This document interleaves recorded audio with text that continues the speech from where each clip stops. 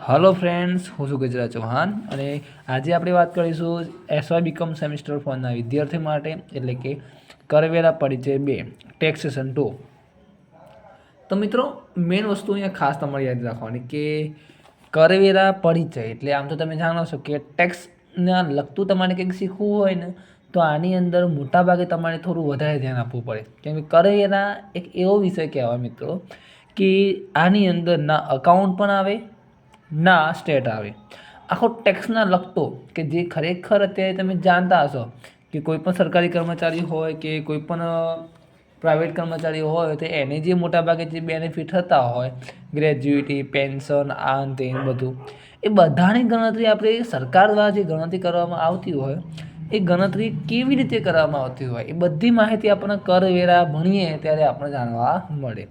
અને એમાંય પાછી આપણે એ વાત કરવાની કે સેમ 4 કરવેરા 2ની અંદર પહેલાં તો આપણે એ નક્કી કરવું પડશે કે આપણું પ્લાનિંગ શું હોવું જોઈએ, કેમ કે જ્યારે આપણે કોઈપણ વિષયની અંદર આપણે તૈયારી કરવા જઈ રહ્યા હોય તો પહેલાં આપણે એનો સિલેબસ પ્લસ એની પેપર સ્ટાઇલ કેવી હશે, કેવા પ્રકારના દાખલા પૂછાશે એની આપણને ખબર હોવી જોઈએ। જો આપણને એની માહિતી ન હોય અને તમે આડેધડ તમે મહેનત કરશો તો તમને તમારું ધાર્યું પરિણામ તમને પ્રાપ્ત થશે નહીં। એટલે જીસી ઓનલાઈન સ્ટડી પોઈન્ટની અંદર તમને ટેક્સની અંદર સરસમાં સરસ તમને શીખવા મળશે, તમે એ પ્રમાણે તમે શીખશો તો ક્યાંય તકલીફ નહીં પડે। ઓકે, તો ચાલો હવે આપણે શરૂઆત કરીએ આપણે કે કરવેરા પરિચયની અંદર આપણે કયા કયા પોઈન્ટો શીખવાના કેવી રીતે। તો મિત્રો, કરવેરા પરિચયની અંદર દરેક વિષયની જેમ 4 યુનિટ અહીંયા વહેંચેલા। કેટલા યુનિટ? 4। તો જુઓ, યુનિટ નંબર 1 એ ધંધા કે વ્યવસાયનો નફો કે લાભ। હવે મિત્રો હું તમને સમજાવું કે ધંધા કે વ્યવસાયનો નફો લાભનો મતલબ એવો થયો કે જ્યારે આપણે કોઈ પણ ધંધો કરતા હોય મિત્રો, કોઈ પણ ધંધો આપણે કરીએ છીએ તો આપણને શું થવાનું? અમુક પ્રકારનો ફાયદો થવાનો। પણ ધંધાની અંદર એ મિત્રો ખર્ચા હોય ને આવકો હોય, અને ખર્ચા અને આવકોના આધારે જ આપણે આખું ચેપ્ટર શીખવાનું છે અહીંયા। એટલે આપણે યાદ રાખવાનું કે આ ચેપ્ટરમાંથી શું પૂછાશે મિત્રો? તો જુઓ, સમ નંબર જોજો, ક્વેશ્ચન નંબર 1 આવશે પહેલો, એમાં સમ આવશે 14 માર્ક્સનો આવશે। ઓકે, ઓરમાં સમ તમારો હશે કેટલાનો? 14નો। હવે હું તમને અત્યારે કહી દઉં છું મિત્રો કે કઈ પદ્ધતિનો દાખલો પૂછાશે અને આપણે કઈ રીતનો દાખલો કરીને જવું જોઈએ। તો મિત્રો, ધંધા કે વ્યવસાયની અંદર 3 રીતના દાખલા પૂછાય છે। કેટલા? 3 રીતના। એમાં પહેલો દાખલો તમારો હશે એ તમારો હશે નફા નુકસાન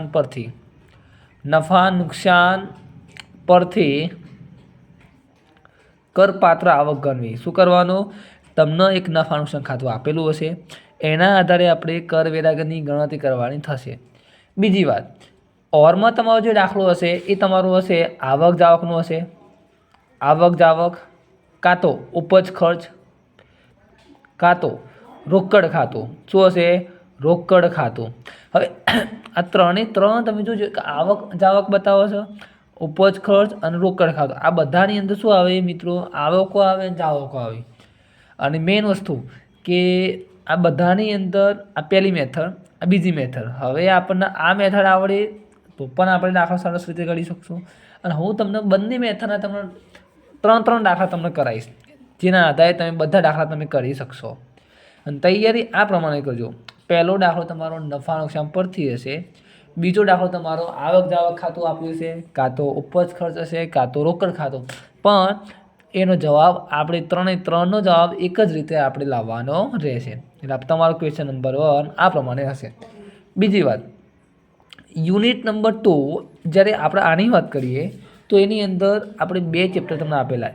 પહેલું ચેપ્ટર તમારું હશે મૂડી નફો, ભૂલતા નહીં મિત્રો, પહેલું ચેપ્ટર મૂડી નફો હશે। બમાં બીજું ચેપ્ટર હશે અન્ય સાધનોની આવક। કઈ આવક આવશે? અન્ય સાધનોની મિત્રો આવક આવશે। હવે તમને એવું થશે કે સાહેબ અહીંયા શું કરવું જોઈએ? તો અહીંયા હું તમને કહું કે આપણે પેપર સ્ટાઇલની વાત કરીએ। ક્વેશ્ચન નંબર 2 હશે, એમાં સમ પૂછાશે કેટલાનો? 14 માર્ક્સનો। આ તમારો હશે મૂડી નફાનો। કોનું હશે? મૂડી નફાનો ફાઇનલ હું જે દાખલો તમને કરાવીશ એના જેવો જ તમને દાખલો પૂછાશે. ઓકે, મૂડી નફાનો જે 14નો દાખલો છે, અથવા એક બીજો દાખલો તમારો હશે 14નો, એ તમારો હશે અન્ય સાધનોનો. તો તમને પ્રશ્ન થશે કે આની અંદર કયું ચેપ્ટર કરું? તો મારું માનો તો પહેલાં આપણે અન્ય સાધનો કરાય. શું કરાય? અન્ય સાધનોની આવક કરવાની.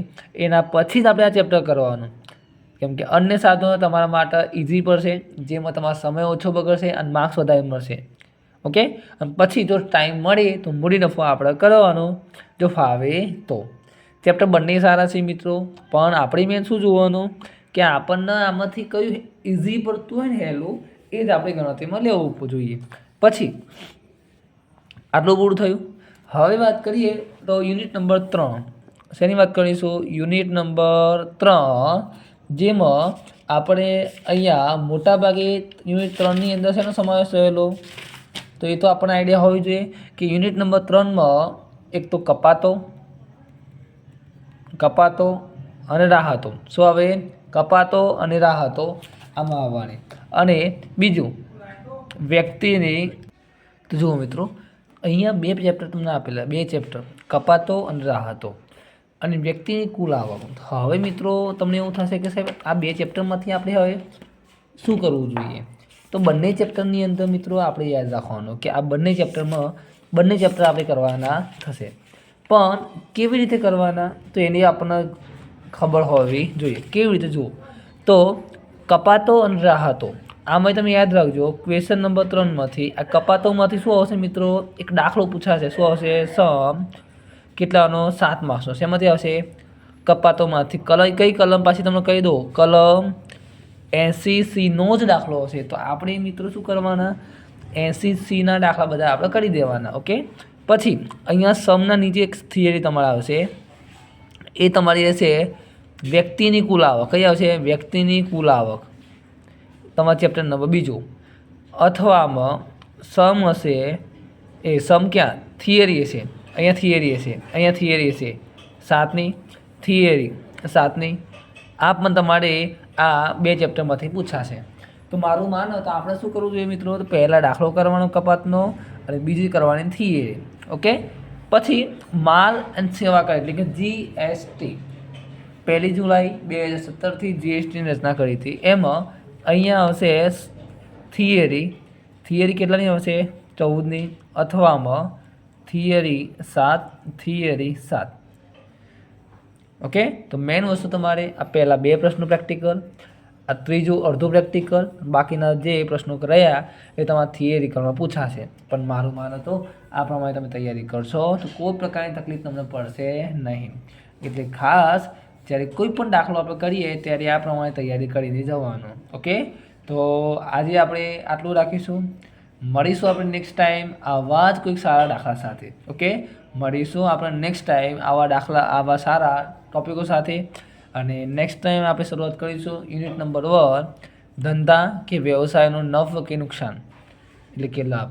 ઓકે, તો ખાસ આને લખી લેજો તમે, અને તમારા ફ્રેન્ડ સર્કલની અંદર તમે બધાને શેર કરજો.